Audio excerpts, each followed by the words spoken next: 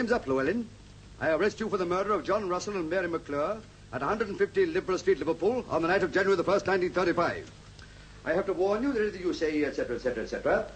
I've been after you for 5 years for this, and I may say that this is a moment that affords me the greatest personal pleasure. Just as I was waiting for the handcuffs... Just a minute, Chief. How many L's are in Llewellyn? 4. But you've told me you've only got as far as Llewellyn. I've only got 2 fingers. Now, Mr. Pittman, never passed you out. I'm blowed if I know. Inspector Blow. Inspector Blow been in? No. Then, throwing caution to the winds, I leapt on him single-handed. Single-handed? Well, go on. You know how to spell single-handed, don't you? Yes, but you weren't single-handed, Chief. I was with you. Well, it's as good as being single-handed. Yes, but it was me that leapt on him. From behind. Look here. Whose life story is this? Well, yours, Chief. I mean, fair's fair. After all, I've given you the best years of my life, and the only time you've mentioned me up to page 298 was that time when the bulldog tore a piece out of my trousers. Well, that showed you all to advantage, didn't it? Anyway, will this satisfy you? 10 minutes later, help arrived in the shape of Sergeant Bingham, and the Saffron gang was finally rounded up. Thanks, Chief. Not that you did make any difference. Well, now we come to the last chapter. We'll leave that blank for the moment, but we'll head it the 5th column. The 5th column? That's what I said. But you haven't had anything to do with the 5th column? No, but I'm going to. Listen to this. The Minister of Home Security today assured the government that the best brains in Scotland Yard will shortly be engaged to combat the menace of the 5th column in this country. Here, my boy, Inspector Hornleigh's next case. Yes, but it hasn't even mentioned it, Chief. No, but it says the best brains, and that narrows it down. Now, let's see, there's Jenkins in Yorkshire, Brown in Ireland. That leaves... Morning, Inspector Blow. Good morning. Still working on the life story for Titbits, I see? I thought of a good title for it yesterday. Oh? Yes. Whopping Tales of the Yard. I'll treat that remark with the contempt it deserves. Anything else, Chief? No. There's an unsympathetic influence in the room. Well, I'll just head up the new 5th column chapter, and then I'll leave it at that, eh? 5th column? How does 5th column figure in the fairy tales? It hasn't yet, but it's going to, eh? Oh, and who said you were going to be assigned to the 5th column case? A little dicky bird. Oh, I should bring that little Dicky Bird's neck if I were you, because he's singing the wrong tune. I suppose you think you're going to get the job, eh? Never mind, Hornleigh. Anyway, how could they waste a man like you on a job like that? Why not? Well, who's going to take care of the bottle parties? Well, I'll practically clean those up, you know that? Yeah, with the exception of the one where Bingham goes every night. Well, he hasn't found any evidence yet. No, but he's found a nice little fan dancer. Ooh. Is that right? No, it's not. Inspector Hornleigh. Yeah? The commissioner wants you. Oh? He's got half the army high command with him. Has he, though? Oh. Well, I shouldn't worry, Blow, old man. You'll have plenty of time to spare. I'll hand over that little joint for you to clean up. And if you talk to Bingham nicely, he might give you her phone number. Oh, Bingham. Sir? You can leave in that bit about the 5th column. Right you are, Chief. The fact is, this petty scrounging has reached such proportions that it's costing the army thousands a year. What we've got to do is to set an example. If we can catch 1 or 2 other culprits, it'll have a salutary effect on the others. Ah. You sent for me, sir? Brigadier Lloyd, Major Harvey of the War Office, Inspector Hornleigh. How do you do, gentlemen? I've got a rather unusual case for you, Hornleigh. The War Office are concerned over certain army activities which are proving rather more widespread than we imagined. Now, what we thought... I think I know what you mean, sir. Oh? Well, one reads the papers. Well, the papers only touch on the fringe of it, I'm afraid. Quite. But a detective can read between the lanes. I'm glad you appreciate its importance. As I was telling the commissioner, this is not just a case of a few tins of strawberry jam. Eh? This sort of thing's going on in camps all over the country, you know. I beg your pardon? These depredations from army stores. Scrounging, Hornleigh. Scrounging? But do you mean to say this has nothing to do with the 5th column? 5th column? Whatever put that into your head? Inspector Blow was assigned to that case last week. Blow? As an ex-officer, it shouldn't be difficult for you to get into the run of things again. Are you listening, Hornleigh? The idea is that you should join the army. What, me? Yes. What, at my age, after all my years of... Temporarily, of course. We'll do our best to see you're comfortable. Well, it's more than I was last time. Still, if you're offering me a commission... I'm afraid that is hardly the idea. By joining the ranks and mixing with the men, you'd have a better chance of contacting the offenders. The ranks? Struth.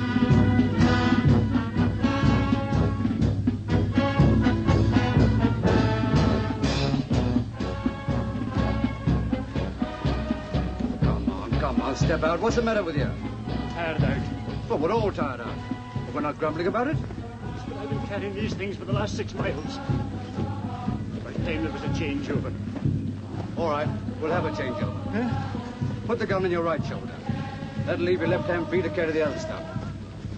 I'm going to resign. You're not. You've been put on this job and you're going to stick it out. So what have we done in the case? We've been 10 days here, marching, drilling in Dublin. And all we've got to show for it is blistered heels and fallen arches. Well, you'll have to prop up your arches, my lad. It's Kandahar Day tomorrow. It's Kandahar Day. A field day. A 12-mile march with full pack, followed by a 3-mile attack over open country. Then some bombing and bayonet work. And if we're lucky, a band to play us home to bed. I won't do it. I won't do it. British Army or no British Army. I'm going sick. You'll do nothing of the sort.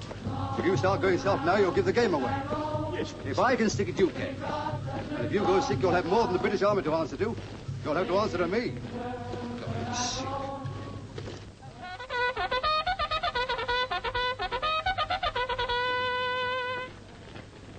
You blokes to the sick parade, file in here.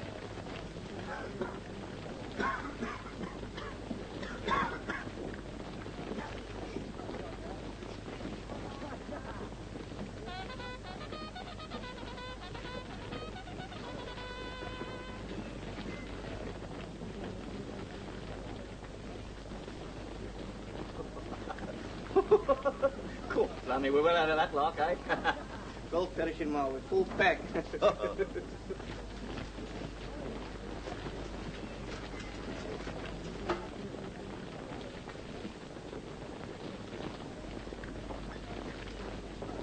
Come along now. On parade, you.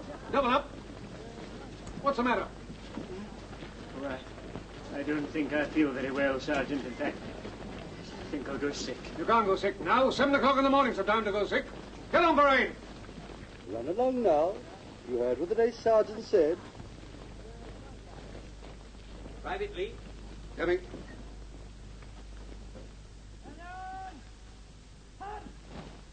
Well, what's the matter with you? It's my blistering feet, sir. I've worn the tread off them. And when Lord Roberts made his historic march to Kandahar, it was the proud boast of this regiment that not a man fell out. Today is the anniversary of that great event. And in view of the excellent march you carried out yesterday, I propose to celebrate today by granting leave to the whole regiment till midnight.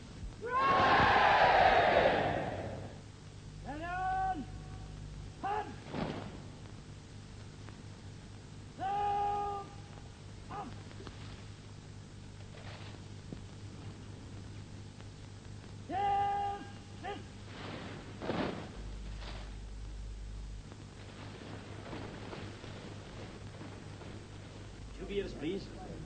2 beers? Yes, I'm having one for a sick friend. Oh, well. Here's one to be going on with. Oh, you're not doing too bad. £1 note on a Friday. Gentleman of things, eh? What do you think? Well, hooky, perhaps. Certainly not. Suppose now to tell you that I was one of those chaps that scrounge stuff out of army stores and sell it outside. Come on, you're having me on. I said, supposing. You get many of them in here? Can't say I've met anyone. Just wondering. There's a lot of scrounging going on, you know. So I hear. Why they don't do something about it beats me. Perhaps they are. The military police?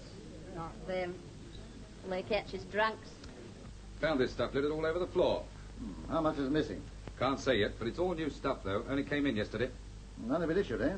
That should help. Consignment of pants, all sizes. Tinned pilchards. Ever had that brand before? No. Hey, what's it got to do with you? Yes, what are you doing here, anyway? Reporting for light duty from the medical officer. Then keep your nose out of things that don't concern you. Count up what's left in those cases. And don't make any mistakes. Very good, sir. Blowing sauce. Right. Did you get any time off? After we close, till we open again. Or am I taking a punt and having a watercress tea with me up there? You're not backward in coming forward, are you? Oh, I mean, what do you say? All right, then. 2:30, outside. That's a deal. But on one condition. What's that? That you let me pay my share. Yes. Yes. Answers.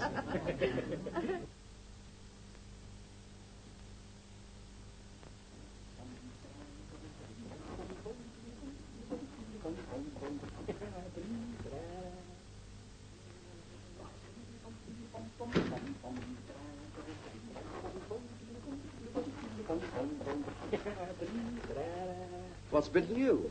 What a marvellous time, Chief. On the night of the wee lassie. Look, here she is. Not bad, eh? 1 6 for 3. To Baldy, with love from Daisy. I'm taking her to the pictures tomorrow. For half day. My father's a Presbyterian, too. My father keeps an ironmonger shop. Now, listen, I don't want to hear our life history. While you've been making yourself ridiculous, I've been getting on with the job. And now you can help me. I'm onto something. Yeah? Yeah. Here's some salvers of stuff that was pinched last night. And if we can find any of it around here, we'll know who knocked it off. Yes, but they might have come by it innocently. Well, the stuff hasn't been issued yet. Now, come on, step lively before they come back. Now, you know what you're looking for? Gents' underpants, large size, filchards, and carbolic soap. Now, you take this side. Okay, Chief. I've been through the hut next door, but I drew a blank.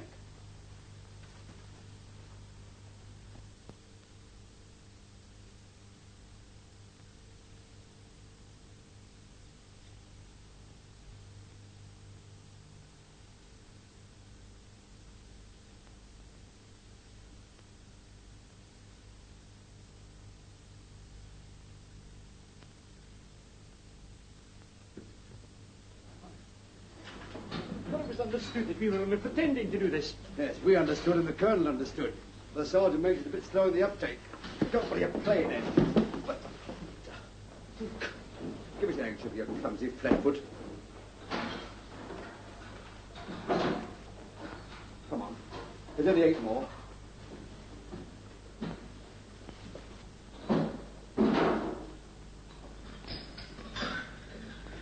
Morning, Hornleigh. Still looking for clues, eh? Ooh! Ooh!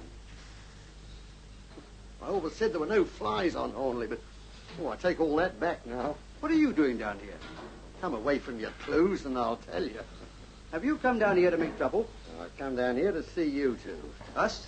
You mean you want us to help you with your case? I do. Why? Because there are certain things, Hornleigh, of which you have special knowledge. Well, I never expected you to admit that, blow. We knew to get into a mess as soon as we left the yard. What's your difficulty? We're very busy, you know. Yes, I can appreciate that. Well, we discovered that information is being coded to Germany. Well, nothing unusual in that, is there? Shortwave transmitter, I suppose. Yes, and what is more, we've discovered the code. And now all that's missing is the shortwave transmitter and the blokes who are running it. That's right, but unfortunately they never broadcast from the same place twice. What do you want us to do? Consult the stars for you? No, I'm not interested in your usual methods of solving crime. What I want to know is how they got hold of a certain piece of information when there were only half a dozen people in the know. Well? And you were 2 of them. Us? Yes, listen to this. Among other interesting items broadcast to Germany last night was this tidbit. 2 Scotland Yard men named Inspector Hornleigh and Sergeant Bingham are now carrying out secret investigations at Uplow Camp. What do you mean to say it's been sent back to Germany? It has, and I want to know who's been doing the unveiling. Now, look here, Blow, let's get this straight. Are you accusing me of a breach of confidence? I'm not accusing you of anything. I'm just making inquiries. Well, it amounts to the same thing. If anybody's been talking, it's certainly not me. All right, well, I'll take your word for it, Hornleigh. And what about you, Bingham? Have you been talking in your sleep? Did I take exception to that remark? So do I. And what's more, I object to you coming down here criticizing my staff. I'm not criticizing your staff. It's beyond criticism. I'm asking a simple question. Well, you had the answer. Just because some brass head shoots off his mouth in his club, you try to pin it on Bingham. He's worked for me for 15 years, and I know that he's incapable of doing such a thing. All right. I must explore every avenue. Will you explore some avenue down Whitehall Way? Yes, and don't leave any stones unturned. Okay. Hello. Come on now. Who did you tell? Me? Oh, now, here, Chief, you don't think that Yes, I do think. Come on now. Out with it. Who was it? Well, it was that wee lassie, Daisy. I might have guessed it. Oh, but she's a nice girl, Chief. They're all nice girls. Martha Hardy was a nice girl. Well, what did you tell this bird? Nothing, Chief. She guessed. Don't lie to me. But it's true, Chief. She said that I looked like a detective. Well, that's the biggest lie of the lot. I don't mind you laughing at my expense, but I tell you that Daisy's absolutely innocent. But after going out with you in a punt? Well, supposing she's innocent. She can still talk? No. Not Daisy. What is she? Barmaid. God, lummy. Why, the public information bureaus. Oh, by the way, did I hear you say you were taking her to the picture this afternoon? I was, until you landed me into this mess. Well, you're still taking her. I'll fix it up with the colonel. Well, you mean that I can say... What do you want me to do? Well, ask her who she passed the glad news on to, of course. Oh, here, that'll be very awkward, Chief. Well, it'll be more awkward if you don't. I've lived in the seas for so long. How could I hope to be a success in New York? Can't I teach you, Lalo? Then what would become of Bobo or Mara the elephant? Every night as the sun sets, I sing you to sleep with a lullaby. It's sinking now, Lalo. Daisy? Yes, Percy? Gosh, I was longing for you to call time, gentlemen, please, this afternoon. Were you really? Don't she look lovely in her saddle? Not half as lovely as you'd look in one, Daisy. Think so? Just picturing bending over the beer pools. Come on. What would the customers say?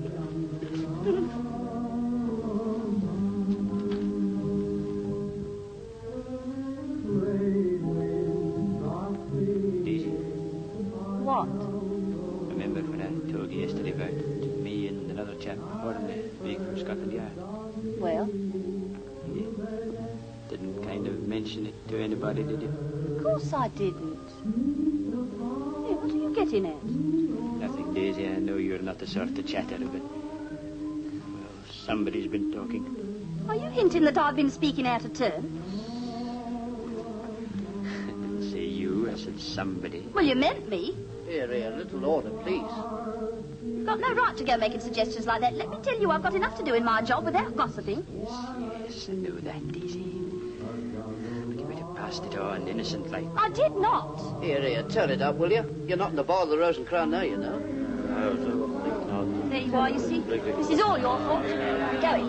Now, take your hands off me, you insulting beast. Let's get out of here. Quiet. What's going on along here? Don't blame me, blame him. Hey, you. Come on out. Don't want none of that there here. I assure you there's been none of that there. Come on, you heard what he said. Oh, you're a perfect nuisance. We'll be tucked right out. Your monkey tricks again. Can I help it if my sister becomes hysterical? Oh, come on. Now.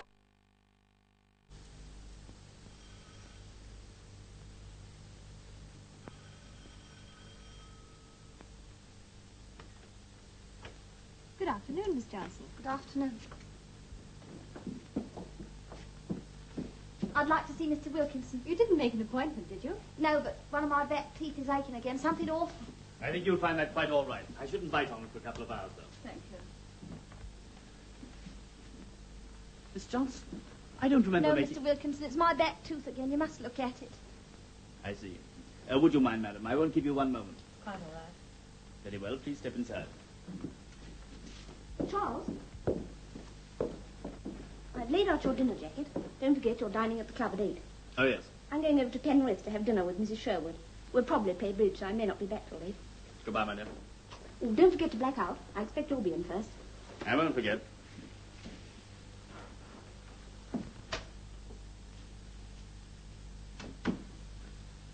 Why have you come here today? Your next appointment was Tuesday. Do you want that girl to suspect? I had to come. He's rumbled. Who? That yard man, Bingham, that I was telling you about. Did you pass it on? Of course. Well, they found out somehow. He questioned me this afternoon and said someone had been talking. Phew, I'm scared stiff. Where is he now? I left him in the pictures. You sure he didn't follow you? Positive. What am I going to do? Supposing they come and question me? Deny everything. They've no evidence. And don't come here again. I'll contact you as soon as it blows over. Yes, but... Now, look here. Pull yourself together. There's nothing to be afraid of. Come on. It often aches like that after filling, you know.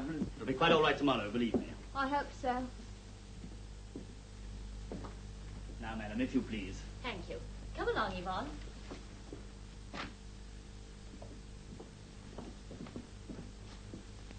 It's It's nearly 6 o'clock. Have I an appointment with this gentleman? No, sir, but he was anxious to wait on the off chance of seeing you.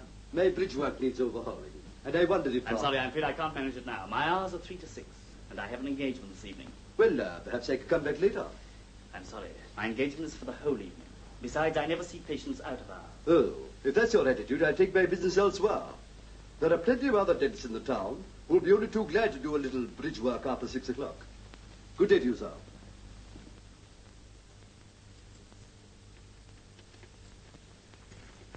How do you know there's no one at home? He told me he had an engagement. There's also a Mrs. Dentist, but she's out playing bridge. Any servants? One. Female. I went round the back and checked up. You're not the only one who's a success with women. I made an appointment to meet her at the Palais Dance tonight. Yeah. That's got rid of her. Sounds a very mean trick to me. Well, she was married. But serves her right. Ah, this is it.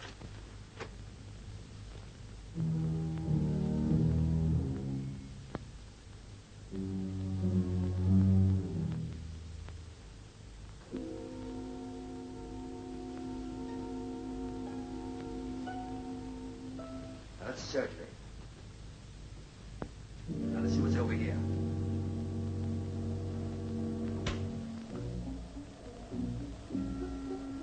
Draw those curtains.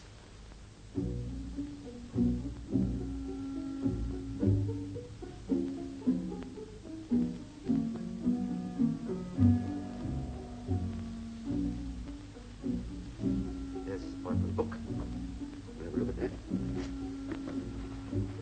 Still don't see why you should suspect Daisy just because you got toothache when she left me. I agree it'd be a natural emotion. What's her surname? Johnson. Johnston. And you shot your mouth off to her yesterday lunchtime. But she couldn't have seen him yesterday. She was on the river with me until 5 o'clock. And at 5:30 she visits the dentist. Look for yourself. Every time she sees you, she rushes straight to the dentist. Any number of ways of explaining that, Chief. There's only two I know of. Either she's what I think she is, or the way you kiss them knocks their teeth in. Yeah. She was here twice last week. Once the week before. 3 times the week before that. Yes, a fellow called Weatherby sees the company often, too. And a Mrs. Crofter. There's your Daisy again. Supposing you're right. You can't prove anything with that book. Well, we might find something in that safe to tie up with it. What safe? Over there. The twin lock Hector. Easy. That'll be a burglar alarm wire running around the rim. Cut it.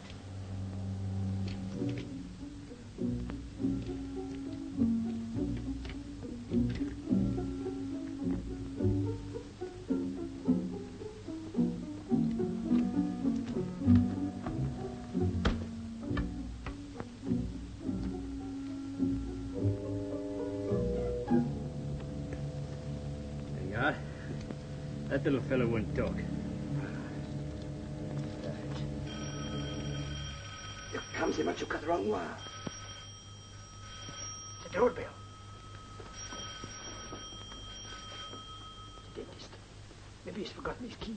Why should he ring? He knows there's nobody at home. Here, go and see who it is. But suppose... Go on, go on, go on. Go on.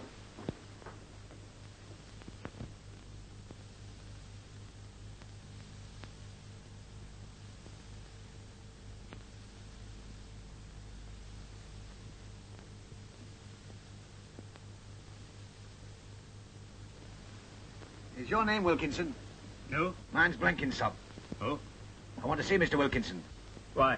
Why, what do you think I come to dentist for? Have a haircut? I want a tooth out. Eh? Oh, I'm afraid that's impossible. Oh, don't talk so daft. Sorry, but at this time of night... At this time of night I've been in bed and fast asleep. I hadn't had raging toothache. I tell you, I'm not going till I see dentist here. Come on, fetch him out. Well, now, if you'll just sit down for a minute, I'll make some inquiries. All right, but look sharp.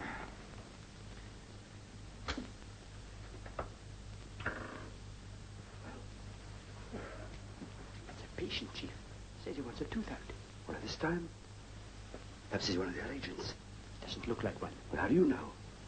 Take him in the surgery and lump him. How? Well, say that you're Wilkinson's assistant. That you're in his confidence. Yes, but I think he really does want a tooth out. Well, you never know. Perhaps he's bluffing. Come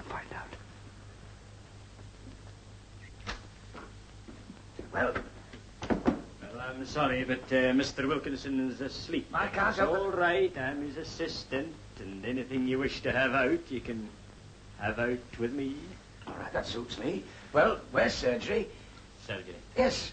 Is this it? Here, come on. Yes, that's the surgery. Well, come on, don't hang about. Here, take this. Just sit in the chair, sir, please, will you? Now, let me see.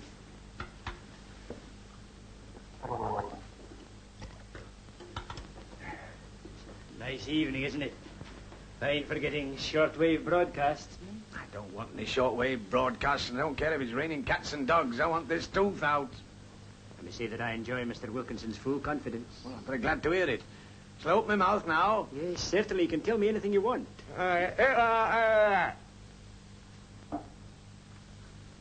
You really want it out?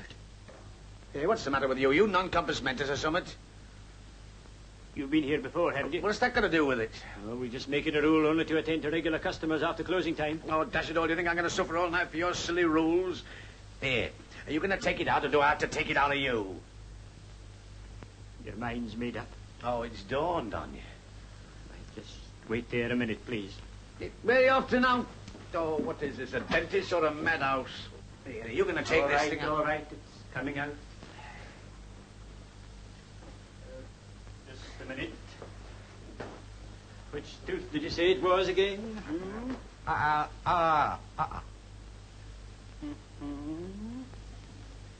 Your top teeth are pretty good. They're false, you fathead.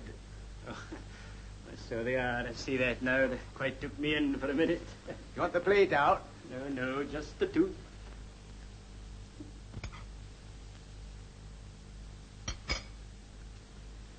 Right. Just open your mouth a little wider, please, will you? Hey, wait a minute. You're not going to take it out in cold blood, are you? Can't have a local anaesthetic. Oh, I'm afraid Mr. Wilkinson always locks up everything like that. Hey, what's that over there? Is that a gas apparatus or not? Yes, that's gas. All right, then I'll have gas. Quite sure. This is after effects, you know. Compared to what I'm suffering, the after effects will be a pleasure. Hope you're right.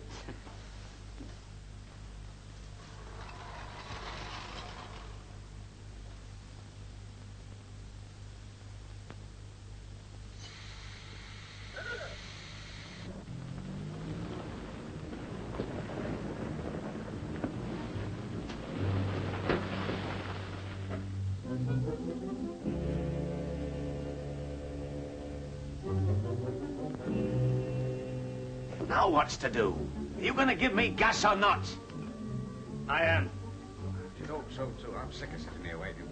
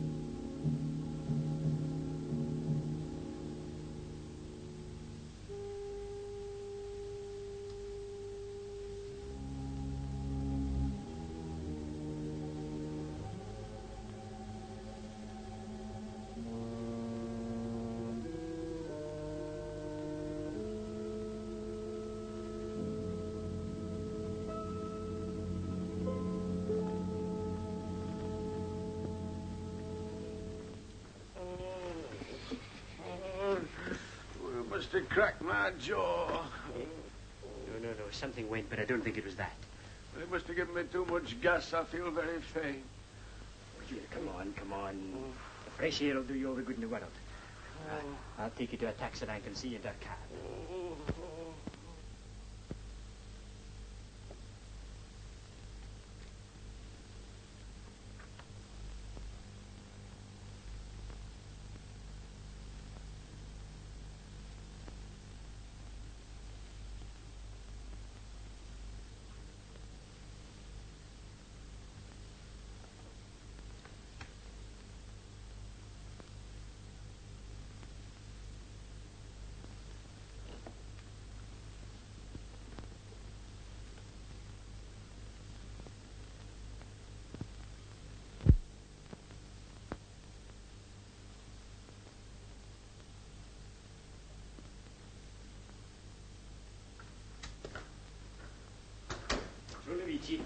Shh. There's nothing to shout about. Do you want to bring that dentist down here? What's happened to the patient? He's gone. Took his tooth out. In fact, 2 of them. What, do you want 2 out? Oh, but I just gave a hefty pull and there they were. 2 of them. There's nothing in this business. It's money for jam. All you have to do is to turn on the gas. What, did you give him gas? Well, he demanded it. Look. 5 bob. Half a crown a tooth. Didn't want to pay for the other one, but the poor man was in no condition to argue. I bet he wasn't. If you'd any luck, Chief. I have. Here. Look at that. It's Daisy and me in the punt. Turn it over. Sergeant Bingham, CID. Where did you get this? In the safe. Can't believe it. You know, Chief, this sort of thing shatters your faith in women. Well, you could do with a bit of shattering. Here, give it to me. But you're not going to put it back in there? I am. But if you find it, that'll make me look like an accessory. Well, you will, won't you? Now then, we're going to leave this place exactly as we found it. Without anyone knowing we've been here. Why, Chief? Aren't you going to arrest Wilkinson? Not yet. You haven't left anything lying around in the surgery, have you? No, I've got the teeth in my pocket. I don't want to see them. Talk about a blooming cannibal. Curtains.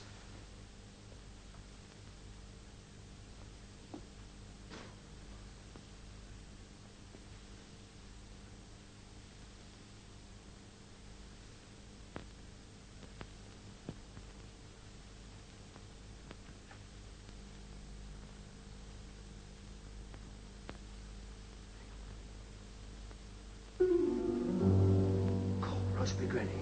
You've left the light on. That's funny. I could have sworn I put it out.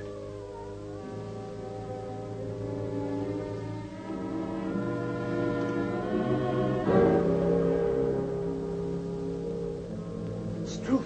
What have we done now? It can't be my patient, Chief. Oh, what's going to be? You... It's the dentist. Wilkinson. The gas is still on.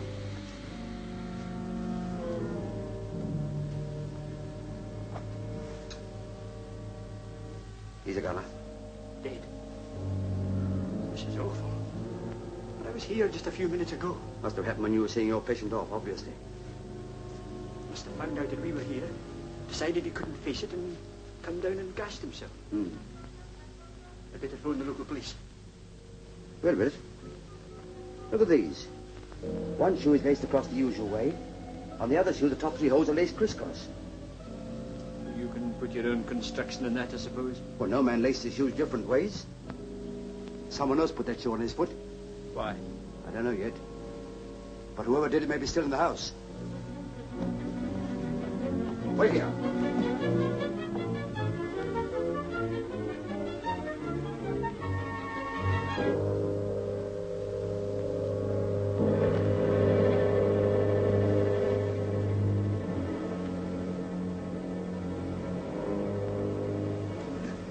No sign of anybody.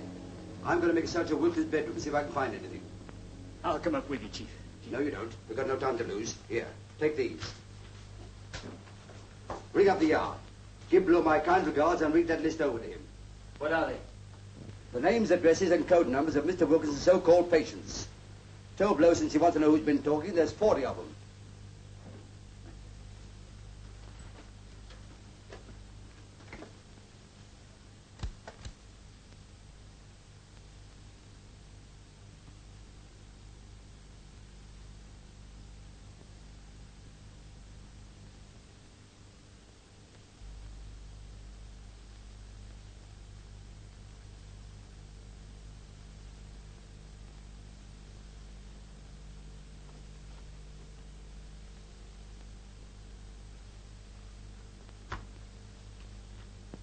Sorry for the delay, Sergeant. Inspector Blow's just gone out. They're expecting him back in 10 minutes. Shall I ask him to ring you back? Yes, please. And it's very urgent.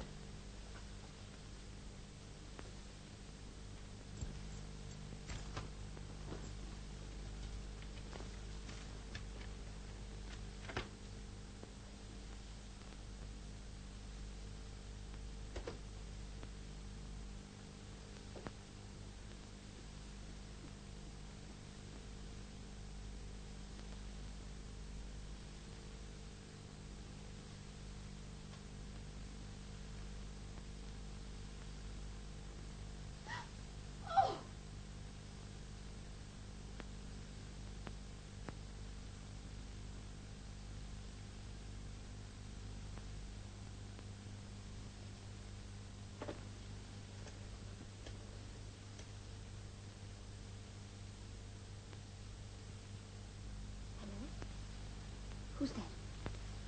This is Mrs. Wilkinson speaking. I want to speak to Dr. Kirbishley at once, please.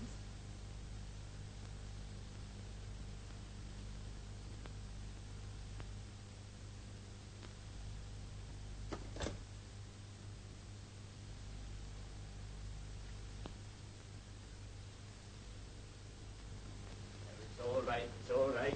No need to be alarmed. Who are you? I'm a police officer. What are you doing in this house? I'm here in connection with your husband. He's dead.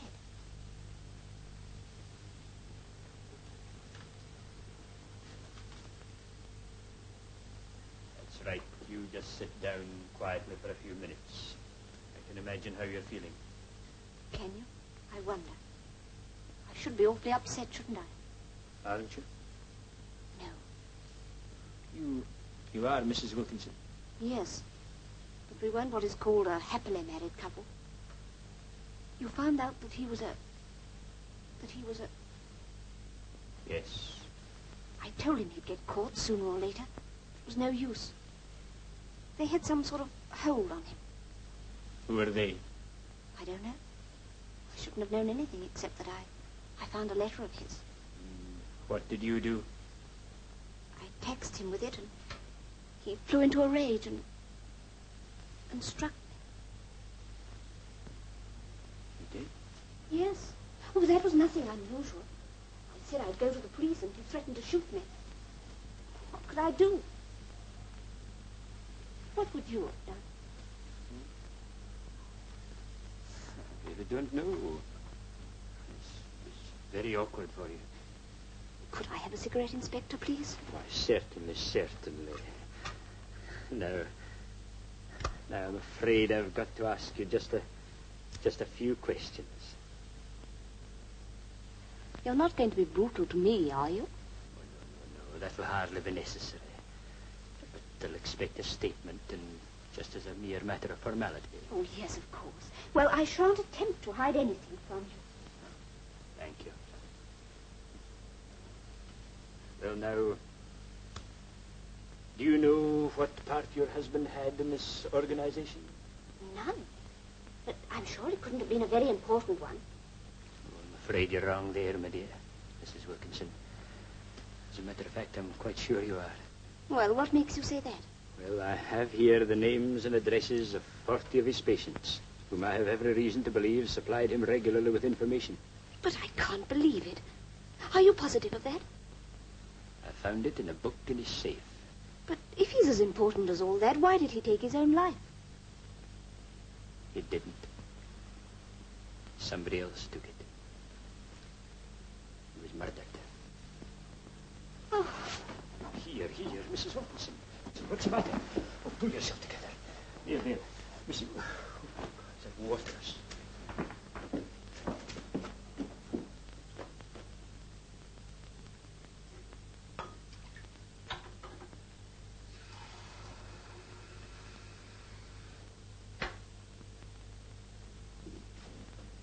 Gosh. There. That's better now, isn't it? Here, drink this. I'm sorry. It's all right. You'll be feeling better in a minute. I can't stay the night here alone, Inspector. Well, I'm afraid I'm on duty. But I've got a sister who lives just round the corner. Couldn't I spend the night with her? I'm sorry. I can't allow that. I promise I wouldn't move from there. No, you wouldn't. And if it rested with me, I'd let you do it like a shot. But it does rest with you, doesn't it? Well, no, not exactly. You see, I haven't mentioned it before, but I've got an assistant, an associate. There are two of you? Yes. He's upstairs, and I'm afraid he'll want you to come to the police station. Oh. Drink. Oh. I shall be all right. Oh, you answer it, Inspector. Don't worry about me.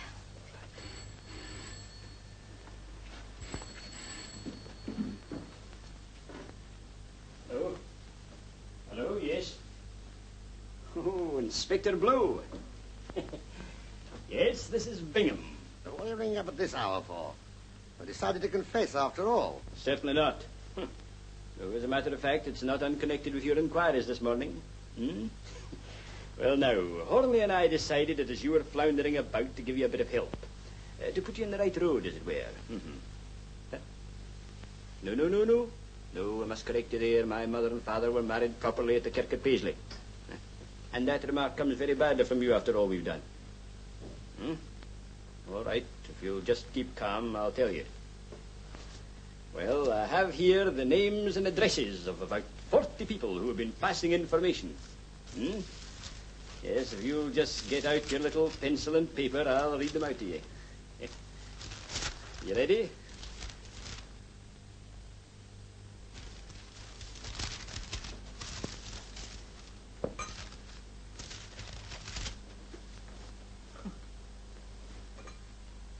Just a minute, Blue. I think I've got a hold of the wrong piece of paper or something. Hold on.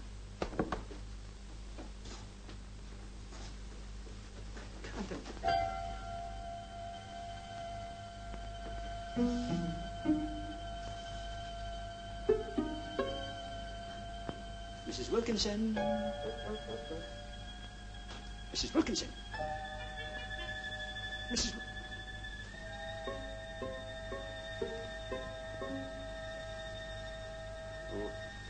Hello, Blow. Sorry, there's been a slight hitch. I'll ring you back. Mrs. Wilkinson. Mrs. Wilkinson. Maybe she's gone to her sister's. Gosh, I hope so. Mrs. Wilkinson.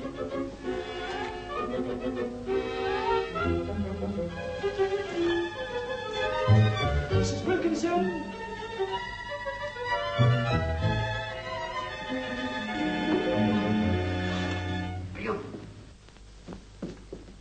Bingham! Ah, there you are.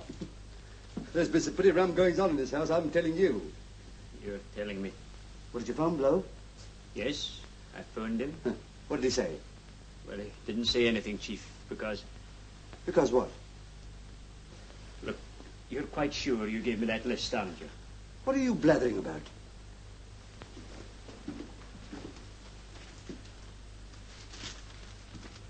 That's all I've got, Chief. There's nothing on it. Look here.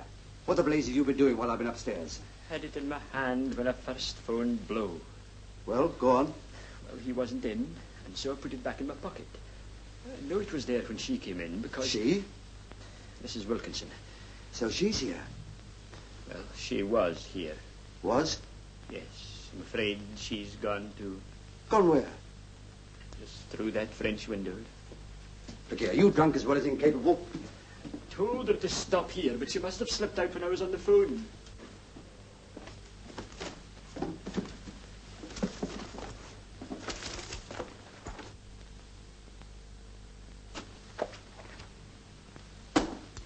She's pinched the evidence. But I think I know where we can find her. Where? At her sister's. What's the address? Now listen to me, you big dome vacuum. Hasn't it dawned on you yet that that woman was simply playing you for a sucker? Well, what happened then? Well, I had just phoned Blow when the front door opened and I hid behind the curtains. Yeah? Well, she came in, saw the body and rushed to the telephone. She dialed the number and asked for the doctor. What doctor? Kerbishley. Or maybe Tarbishley. And then? Well, she must have seen me behind the curtains because she screamed. So I stepped out. And what did she tell you? That her husband was a spy, and that he used to beat her. Yeah, you sympathize with her. Well, in a way. God, lummy. The woman hasn't been a widow 5 minutes, but she's fair game to you. Then I suppose you told her about that list. I did mention it. I knew it. She fainted. Yeah, then you helped her onto the settee. Yes. And she pinched the list into your pocket. You went to fetch her some brandy. Water. And she switched the blank sheets back on you. It's as plain as a pikestaff. And there's no Kerbishley or Corbishley in the book. But I'm sure it was Kerbishley. You made about as big a hash of this as anything you've done in the whole of your misbegotten career. Here we are, working on a case which has nothing to do with us. You get hold of the star witness and let her go with all the exhibits. Look, couldn't we just slip out like and not tell anybody we were here? Well, after you phoned the yard, with the murdered man in the other room... He may not have been murdered. He was murdered. While you were mucking things up down here, I've been busy. Wilkinson was planning to run away to South America. Passports, permits, all in order. But somebody or other didn't want him to go. So they waited for him upstairs. He came in, was just changing to his slippers, but they nipped up behind him, laid him out, slipped his shoe on again, brought him downstairs, bunged him to that chair, and tried to make it look like suicide. How does that sound? There doesn't seem to be anything missing.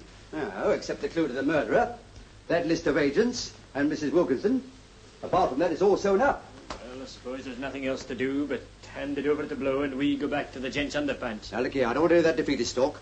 We're going to search this house from cellar to roof. Now, go on, you start outside. I'll start in here. And if there's a whiff of a clue, we'll smell it out.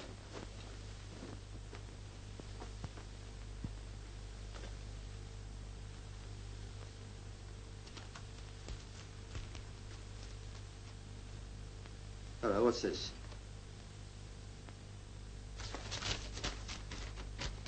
March the 12th. No address. My dear Wilkinson, I am sorry to hear you propose taking a holiday. I feel strongly that a journey would not be good for your health at the present moment. I must therefore urge you to cancel it. Yours, A.K. Sounds like a letter from his doctor. Sounds like. Of course it is. A.K. Kerbishley. The doctor she rang up. Yeah, and it doesn't exist. At least not in the phone book. He might be in another district, Chief. He might. But this letter was posted at Upper Ellingford. And that's in this phone area. So that doesn't help. Continuation sheet. Now, who uses continuation sheets? Offices? Yeah, it didn't look like office paper to me. No, more like hotel stuff. How many printers would there be at Upper Ellingford? There can't be many. It's only a market town. Good. Well, we're going to knock them up. There may be only half a dozen printers in the town, but a more bad-tempered lot I never saw. You can't expect them to dance for joy when you get them up out of their beds in the middle of the night. Don't feel very happy myself. Dragging a man from his rest at 3 in the morning to rake through a lot of notepaper. I ought to be compensated for this. Oh, well, it's not your paper. Yes, it is. Oh? Yes, I printed it for the Westgate Manor Hotel. Westgate Manor Hotel, eh? Yeah, I told him it was hotel paper. Yes, it's the same, all right. Of course it's the same. I printed him a brochure at the same time. Now you can clear out and I'll go back to my rest. I sympathize with you. Terms in season. Hello, it's a fishing hotel.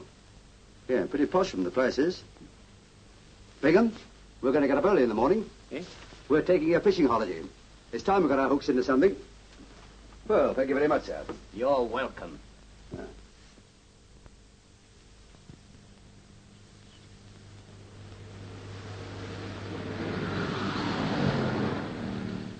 Morning, boy. Good morning, sir. You two gentlemen after the same vacancy? Vacancy? What, are you full up? Well, one day we are, the next day we're not. If I had my way, I'd give them mistresses and stop all this chopping and changing. Hey, what about our luggage? You brought your luggage with you? Optimists, aren't you? You don't look very busy. No, we're not now. They're all out on a paper chase. You did say paper chase. Yes. Got me up at 6:30 this morning. It's this new Mr. Rolfe's idea. He started all these capers. Mr. Jenkins was much more sensible, but he joined up 3 weeks ago along with Mr. Smart, the science master. I tell you, there have been so many changes here since the war started, I can't keep pace with them. You wait in here. But I might as well tell you, you're not the only ones after this history master's job. There's another old bloke in there already. So it's not a hotel anymore. They've evacuated a blooming school here. You know, Chief, I didn't like to mention it before, but, well, I never did think much of that clue of yours. For once in a way, you were right. Cable College, Muswell Hill, London. Notice the prefix. All prefects must be responsible for the blackout of the dormitories. Dr. Alfred Kirbishley, headmaster. A.K. We thought it was a medical doctor she rang up last night. But it was this fellow, a doctor of literature or something. This puts a new face on it, as the Duchess said when she had her dial lifted. Yes, but I still don't see anything very sinister in that. Well, it hadn't occurred to you, I suppose, that a woman who's just found her husband dead doesn't rush to ring up a schoolmaster. Yes, it is a bit peculiar. Now, this is where you earn your oats, my lad. Put that luggage back into the car and drive down to the town. Put up at the local hotel and find out all you can about the doctor. It's a small place and they're bound to know everybody's business. What about you, Chief? Somebody's bound to ask what you're doing here. Oh, I'll say I'm a new boy who's a bit backward. Now, go on, off you go. Don't forget, if there's a barmaid there, when she pours out your beer, don't pour out your soul.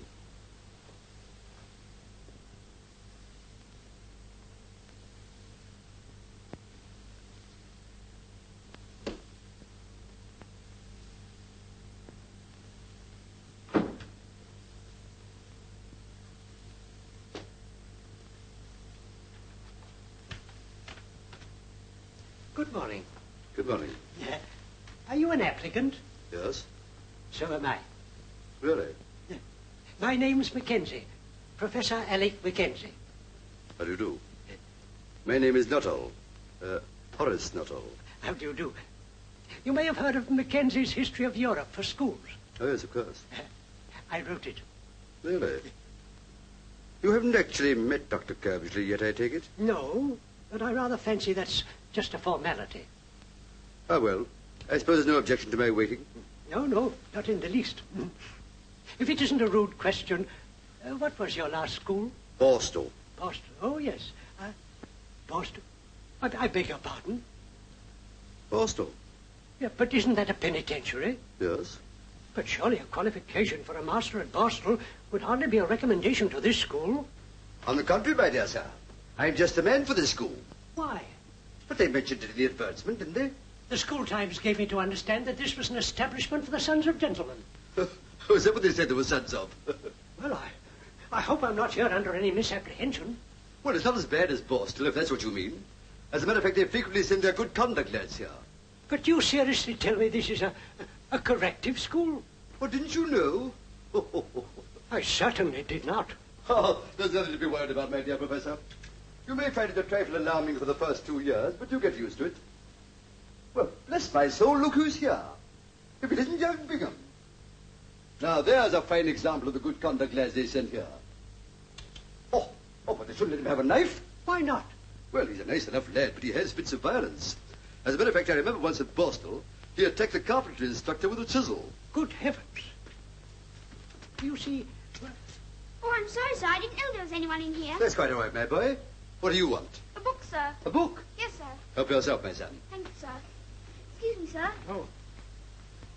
Oh, let me help you. This one? Yes, please, sir. There we are. Thank you, sir. Not at all. All this greatly perturbs me. Hey, you! Hey! Give me that back. And don't forget you do anything like that again. You rascal. What's happened? Have you missed anything? I beg your pardon? This is yours, isn't it? That's my watch. Good gracious me. Ah, well, boys will be boys, you know. Do you mean that he actually... oh, this is dreadful. Well, you get used to that sort of thing here, you know. Used to it? That's where you're mistaken. I wouldn't teach in this class of school for any consideration whatever. What, you don't mean to say you're going to turn it up? Yes, I am. Oh, and I'm very grateful to you for enlightening me. Cheerio.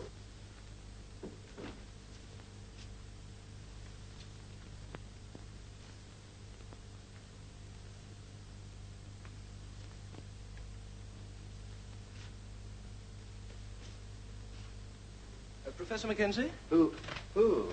At your service. Will you come this way, please, Professor? Dr. Kirbishley will see you now. With pleasure.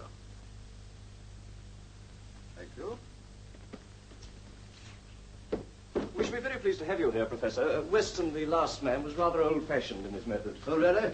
Well, you won't find anything like that about me. Professor Mackenzie, sir. Dr. Kirby. How do you do, Professor? Welcome to Gable College. How do you do? You'll find us in strange surroundings, but tempora mutanta, nos et mutama in illis. Yes, very apt. Please sit down. Yes. I feel very honored that a man of your scholastic reputation should consider my little establishment worthy of his services. Not at all, not at all. How long were you at Hartburn? Now, let me see now. It must be what? 15 years, if a day. I see it says 20, huh? 20, was it? Oh, time does fly. Dr. Swan speaks of you in the most glowing terms. Yes, we got on very well together. I was very fond of the old Swan. Well, I don't think we need discuss it any further. It seems most satisfactory to me.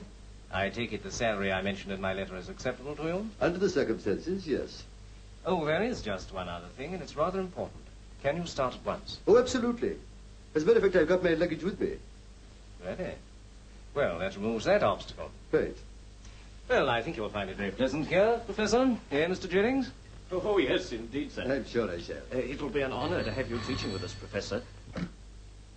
Hello, yes, Dr. Kirby speaking. Who?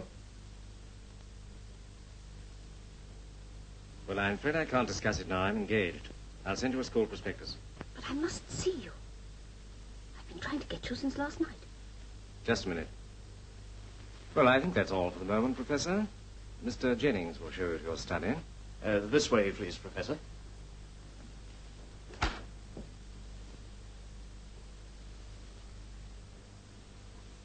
I've told you before not to ring me here. What is it? But I had to get in touch with you. Something dreadful has happened. I can't very well tell you on the phone. I'm at the Angler's Rest in the town. Well, you shouldn't have left Farnshire without letting me know.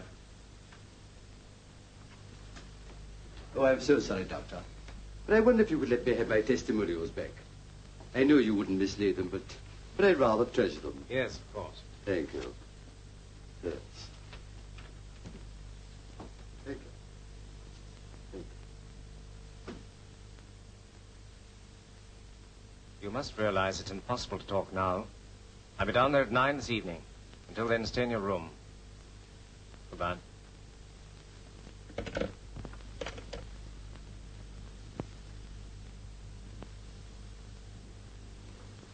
I have number 8, please?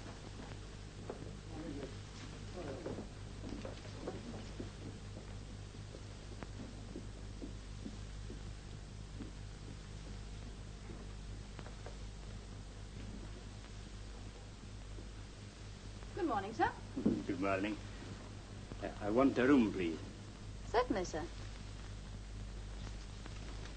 Good to see the sun again, isn't it? Yes, it is. Will you be staying here long? A few nights, maybe. You'll want a single room, I suppose. That's right. I've got a very nice room facing the river. Hmm? Yes, but I think I'll have the single room. Very good, sir. Will you read it to me, or shall I read it to you? You read it to us, sir. Oh, very well. Here we are. Evolution of the Corn Laws.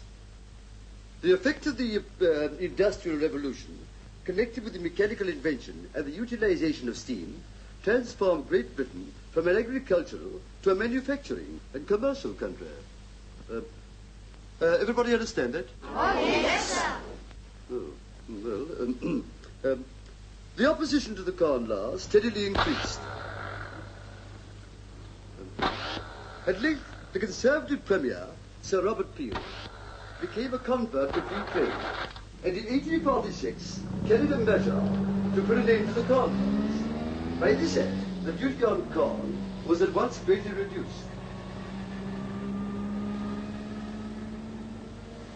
And it ceased altogether in 1849, with the exception of a registration duty of 1 shilling per quarter, which terminated in 1869. You know, I don't know about you, but I find this a trifle dry. So do we, sir. I thought so. Well, now, but it does mention one very interesting man, Sir Robert Peel, the founder of our modern police force, and a very good job he made of it, too.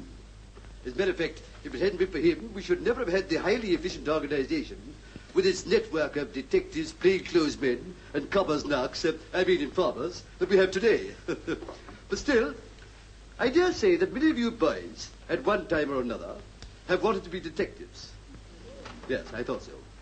But let me tell you that it requires more than muscle to make a detective nowadays. Oh, yes. I mean, you have to have powers of observation and deduction. Now, take observation, for instance. I very much doubt if there's a single boy here that could tell me whose card it was that went down the drain just now. It's the head's car, sir. How do you know that? Because he always goes out at this time. That's right. Well, now, if he always goes out at the same time, it's probable that he always returns at a certain hour. Has any boy observed what time that is? 3 o'clock, sir. What, every day? Yes, sir, because he takes Latin at 3:15. You're more observant than I thought. Well, now, let us see if you're as good at deduction. I'll give you a start. Now, if he always goes out at the same time, that is 2:30, and he's only gone for half an hour, it follows that wherever he goes can only be a quarter of an hour's car ride away. Probably less, since he must spend some time at his destination. Now, can any boy deduce where he goes in that time? The village, sir. What makes you think that? Because I've seen his car there, sir. That's right. Parked outside the post office. I see. Still, that is observation, not deduction. Now, let us try and deduce what he does in the post office. Excuse me, sir, but isn't that the headmaster's business? I beg yours. Am I to take that as being tantamount to a rebuff? Well, sir, I really meant that... Don't apologize. You're quite right, my boy. There's no concern about what he does in the post office. So as a quid pro quo, if I take my nose out of the headmaster's business, perhaps you'll stick yours in that book and read from where we left off. What they're doing is they're butting in on a case that doesn't concern them. My case. If you're right, I shall have something to say to Inspector Hornleigh and Sergeant Bingham. Laying down on this job without my permission. They better have a pretty good reason for this. Hello. Oh, is that you, Chief? Well, I've stumbled across something very interesting. No. It's nothing to do with the scrounging case, but... Oh, yes, I know, Chief, but... Yes, Chief. How much would your pension be worth if you retired tomorrow? I don't know. Why? Well, you better start working it out. Yes, that's quite true, Chief, but... But, Chief... That's my last word. And I don't want any arguments. So you can just take the first train straight back to London. Murdered? Who's been murdered? It says that dentist didn't commit suicide. Now, have you any clue as to who's the murderer? You know? Then why didn't you arrest him? Now, that's got nothing to do with it. I told you before, that's Blow's case. And tell him I resent his interference. Who's talking to him, you or me? Oh, you, sir. Very well, then. Don't interrupt. Registered letter? What registered letter? A registered letter is posted every day to 121 Wessex Street, London. And I want to find out what is going on there. Tell them we think it's the headquarters of the whole outfit. Now, look here. What with 2 of them jabbering at one end of the line and you hissing in my ear, it'd be quicker if I went to London after all. The Wessex Street is SW1, you know. Now, don't you shove your oar in. 4 policemen's enough on one line without the help of the post office. No, Chief. Lord, let me... No.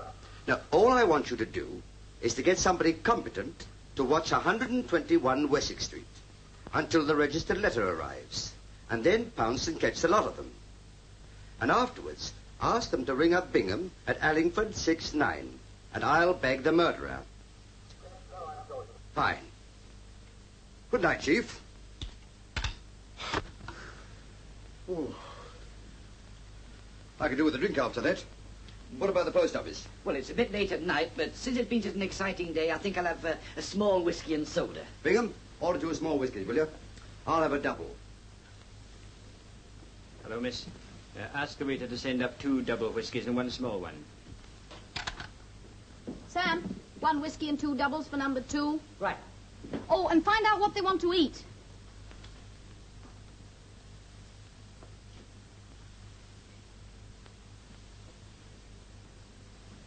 Good evening, sir. Good evening. I believe you have a Mrs. Sutton staying here. Would you be good enough to send out my card? Yes, sir.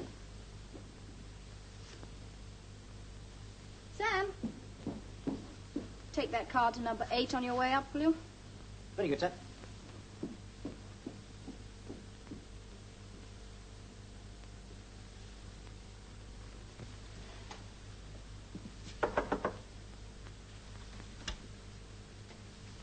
gentleman downstairs hand it to him, miss. Oh, thank you.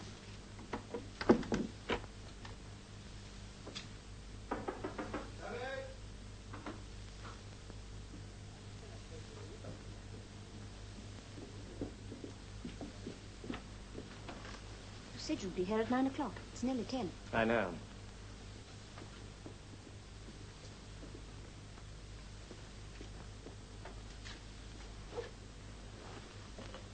Carlson. He's dead. I know. He was the murderer. So it was you who killed him. You reported to me that he was about to clear off to South America.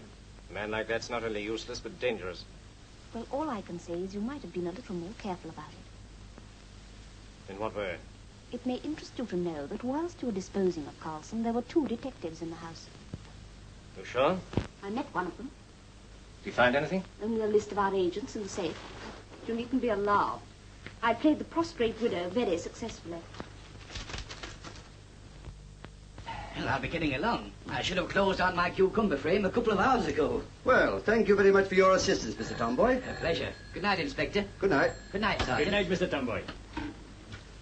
Hello? Is that you, Hornleigh? It's Blow here. I say, what sort of game are you playing? Oh, listen, I'm in Wessex Street now, and there is no 121. The highest number in the street is 75. Hey, what are you talking... Here, hang on a minute, will you? Bring back the post office, will you? Quick. Mr. Tomboy! Just a minute. Yes? He wants you. Where's your registered letter book? Here it is. Well, you know what I want. Yes. Ah, here we are. Now, this can't lie. I've got the post office registered letter book here. Now, there's been a registered letter sent to Mr. E. Knight, 121 Wessex Street, practically every day for 3 months. I suppose you can count up to 121? And I don't want any insults. You asked for someone to check up on this, and I've done it. Yes, but I asked for somebody competent. We are competent at the yard since you left, and I'm telling you there's no 121 Wessex Street, and there won't be till they pull down the Houses of Parliament and make the street a bit longer. And why on earth don't you stick to your strawberry jam instead of... Hello. Oh. There's no such place as 121 Wessex Street. But he sends a letter there every day. There's no such place, I tell you. But why would you send a letter to a place that isn't there? It doesn't make sense. But look, 121 Wessex Street, written by my own hand. Well, I don't care if you wrote it with your elbow. There are only 75 houses in Wessex Street, and 121 isn't one of them. But if registered letters are not delivered, they come back to me. Have you never had any of them back? Never. That's why I say if it's written take that there... one away. Now, that letter was handed in your post office this afternoon. Now, where would it be at this moment? In a sealed bag at Northbury, waiting for the night mail. Where does the bag join the train? Lancaster? No, about 10 miles before that, it's caught up by the automatic arm. Where does the night mail start from? Carlisle. What time? 10:45. 10:05. Bingham, we're going to Carlisle. What about the luggage, Chief? Leave it.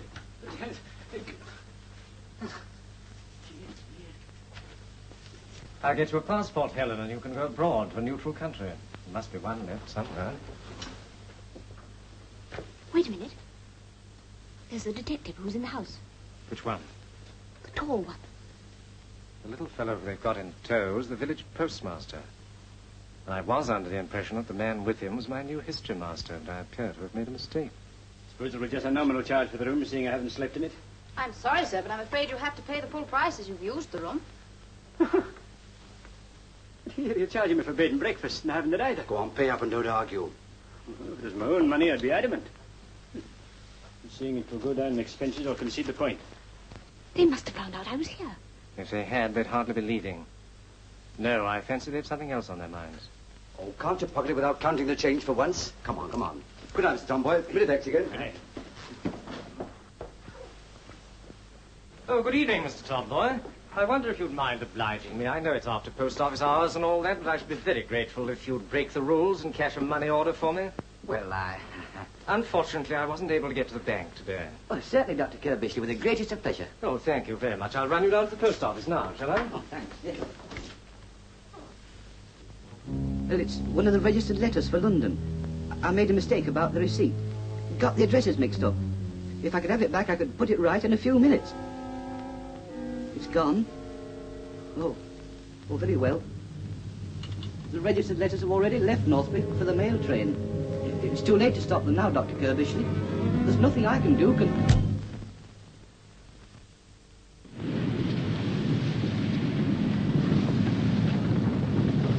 You've no reason to suspect any of your sorters, have you, Joe? No. Of course, I can't say for certain. We keep getting new ones on as the young ones are called up. But it wouldn't surprise anybody if somebody new came on tonight. I don't follow you, Inspector. For me, for instance. Sorting isn't an easy job, you know. It's years before you're any good at it. Well, you're short-handed, and I'm no good at it. You can keep telling me so. Say you're going to give me the sack in the morning. That'll fool them. It might work, Joe. What do you think? I don't know. It's got to work. Now, come on, you're the postmaster. Who can you substitute me for? When's your Runcorn due for the call-up? Any day. Well, if we can stop him before he gets here, we can tell the rest he's had it. What about me? Can't I be a sorter too? No, you can't. You're going to be what you've always been, a passenger. Hello. Send George in here, will you, please? Runcorn's been called up. He'll take his place. Evening all. Sharp's the name. He hasn't been on sorting for 5 years. 7. But he'll be as good as some of you, I hope. Train's coming in now. Look lively there. Sorry, late for dinner, John. Let's follow.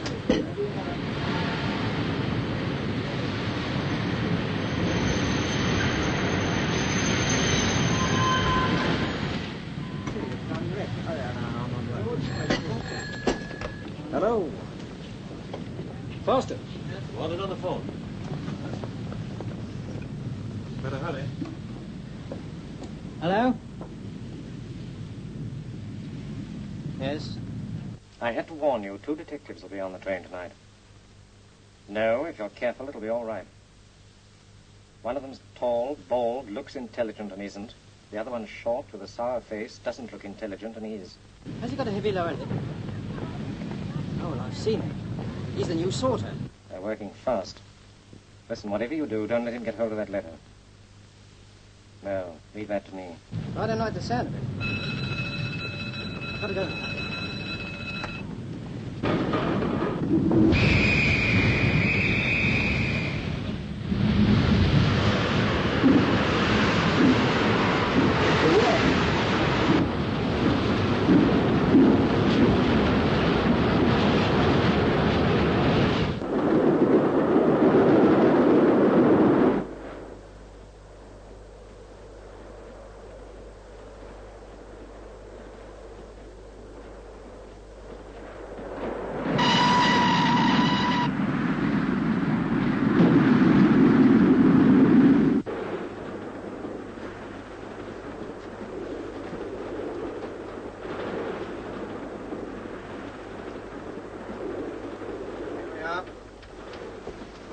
Registered.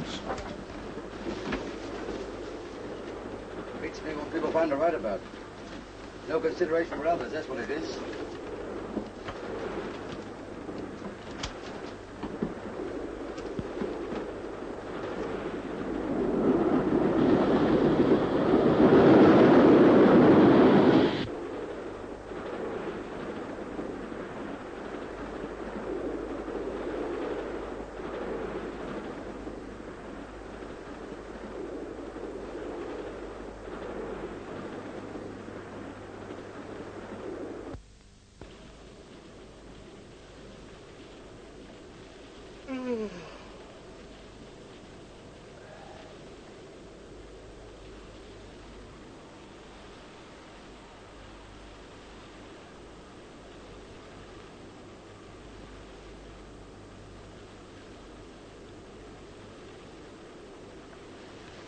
You?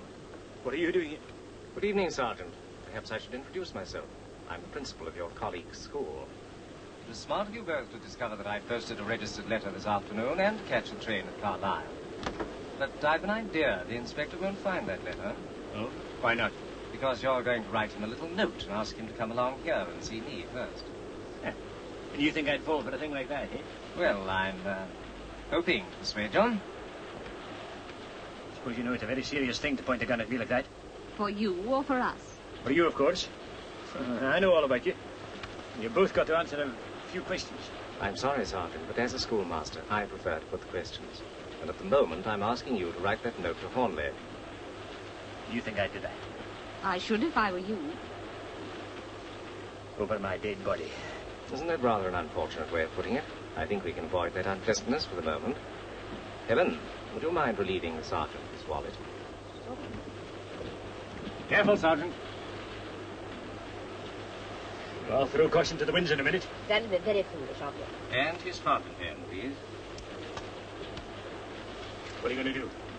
I spent a considerable period of my youth practicing the art of forgery or suffering the penalties for it. Helen, do you mind? I imagine we shall find an example of your handwriting on your identity card.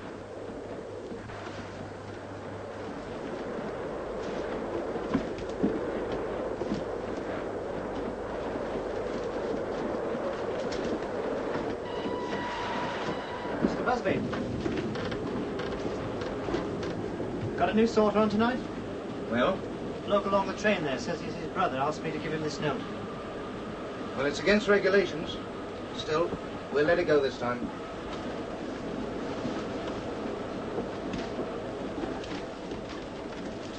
You're still on that lot?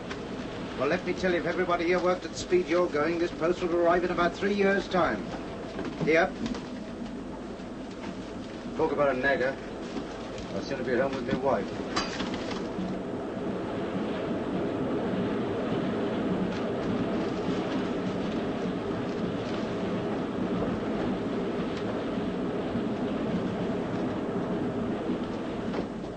I've got to go along and see my sergeant. The letter I'm after is in the SW hole, number 20. It's addressed to Knight, 121 West 6th Street. Keep your eyes glued to it while I'm gone, will you? Okay.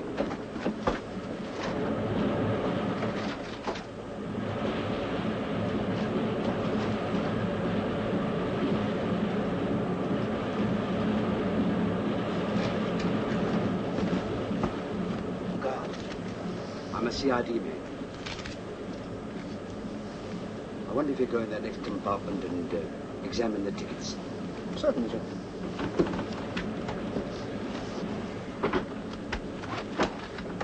Tickets, please.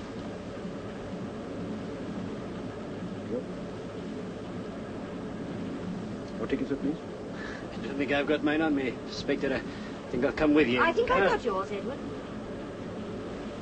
Thank you, madam. Thank you, sir. There you are, dear.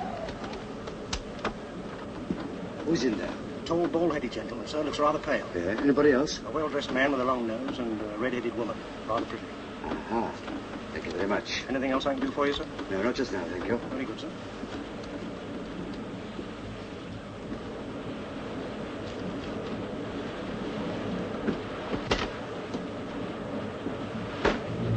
Excuse me.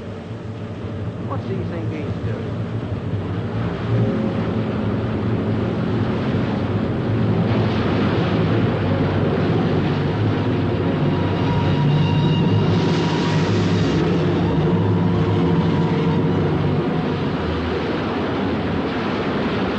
The inspector's rather a long time. I hope for your sake, Sergeant, there's been no hitch.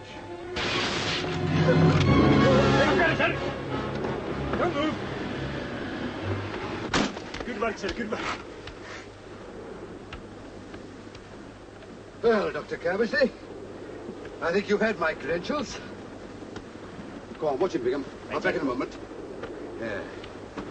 And don't let this redhead try any more of her tricks. No, sir.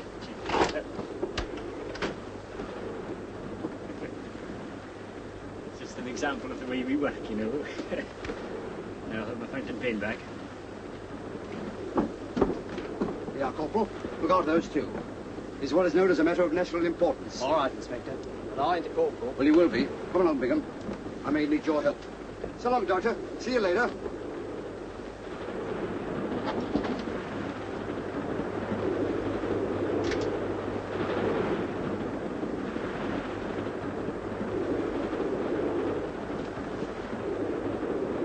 Here, where's that registered letter? Which registered letter? The one that was in there. Well, what do you want with it? That's my business. What have you done with it? Are you accusing me of pinching it? I'm asking you what you've done with it. Well, I'm not going to be talked to like that by an extra man. I'm going to have this out with the head sorter. Well, Mr. Busby, the gentleman here accusing me of... I should take it easy if I were you.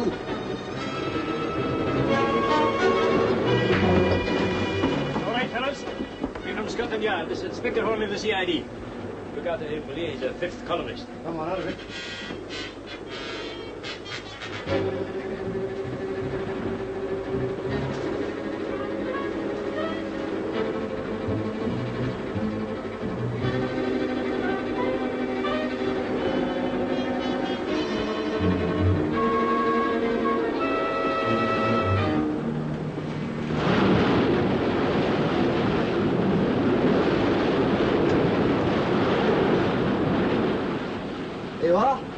little fella that never broadcast in the same place twice. And within 24 hours of laying my hands on the mystery transmitter, I had the whole organization behind bars. Morning, Hornleigh. Morning, bloke. Still on the last chapter? Making the most of it, I suppose. I am. Oh, I mentioned that you had some connection with the case. Oh. Yes, you still haven't mentioned my connection with it. Well, I haven't finished yet. In conclusion, I would like to pay tribute to a man without whose help I could never have achieved this coup. Mr. Tomboy, the postmaster of Upper Allingford. Now, look here, Chief. I've given you the best years of my life. Hello? Oh, morning, sir. Commissioner for you, bloke. Morning, Chief. But Hornleigh's on the scrounging case, sir? Since when? Oh. What? Me at my age? That's right. Suppose I'll get a commission. No, private. Very good, sir. And don't think this is a penny job, blow, old man. I mean, this isn't just a case of a few tins of strawberry jam. No, it's costing the country $1,000 a year. And here's a few clues to be going on with. 1 pair of gents' underpanties large size, 1 tin of pilchards, and 1 bar of carbolic soap.